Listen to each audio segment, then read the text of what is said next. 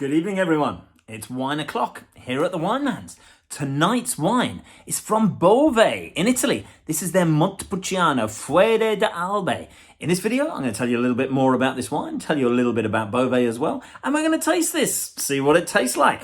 What an exciting evening we've got ahead of us. So, Bove have been around since the 1930s, and they've specialised solely in the Montepulciano grape in terms of their reds. And it is a remarkable grape in general. Montepulciano isn't a cheap little Italian red like it used to be thought of in the 70s and 80s. This is actually a beautiful red wine, which has a great capacity to age. It's also made incredibly well, and it's full of all sorts of spicy characteristics. And we'll see about what we think of those when we actually open it and taste it now.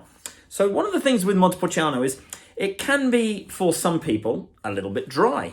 But for other people, they absolutely love that dryness. I'm one of those people that loves the dryness. I like the fact that it draws the cheeks in and makes you concentrate on the meaty sort of characteristics and flavours that come through. And it's because it's got this, well, it's almost like a forest fruit characteristic to the wine itself, which is quite delicious and really makes you work hard in terms of actually enjoying what you've got. So, whilst I just pour this, I'm just going to take this cheeky little fly out of here. He's decided to fly into my glass at the last minute. So, because there's an awful lot of these flies that are around at the moment. Thunder flies, they're dreadful things and they're driving me up the wall. So let's have a look at the colour on this.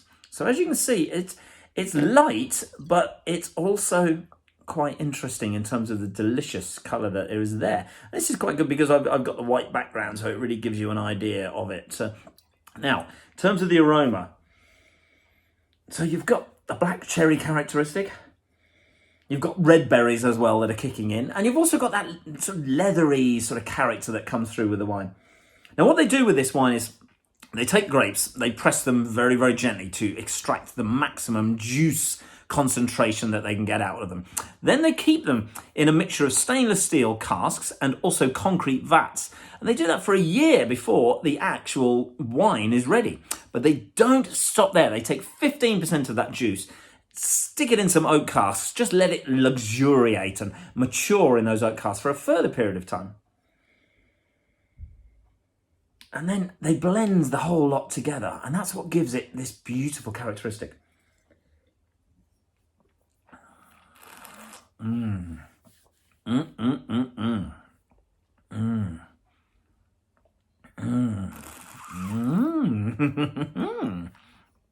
Oh yeah, so there's the dryness. Kicks in. Straight away the dryness dissipates, then the fruit kicks in. And then the leathery, spicy, licoricey characteristic kicks in. Then you've got almost, again, the soft tannins there. And this forest fruit characteristic. Again, I mentioned about the black cherries, I mentioned about the red berries and the forest. So they're all combining, and the finish is very good. So it's dry initially, then it just dissipates. And then the fruit really starts coming through. So it's still there, the flavour's still lingering, it's still lingering. I think this is a lovely wine.